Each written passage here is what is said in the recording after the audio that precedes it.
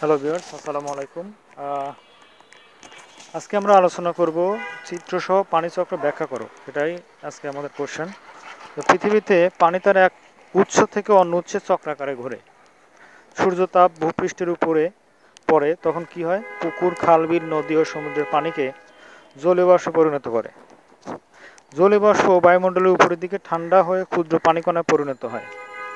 ক্ষুদ্র পানিকণা একত্র হয়ে আকাশে মেঘ হিসেবে ঘুরে বেড়ায়। মেঘের পানি কণাগুলো একত্রিত হয়ে আকারে বড় হয়ে বৃষ্টিরূপে মাটিতে পড়ে। মেঘের পানি কণাগুলো খুব বেশি ঠান্ডা হয়ে গেলে তা বরফে পরিণত হয় এবং শিলাবৃষ্টি হিসেবে পৃথিবীতে নেমে আসে। বৃষ্টির পানি গড়িয়ে গড়িয়ে নদীর পানির সাথে মিশে নদীর পানি প্রবাহিত হয়ে সমুদ্র পানিতে মেশে।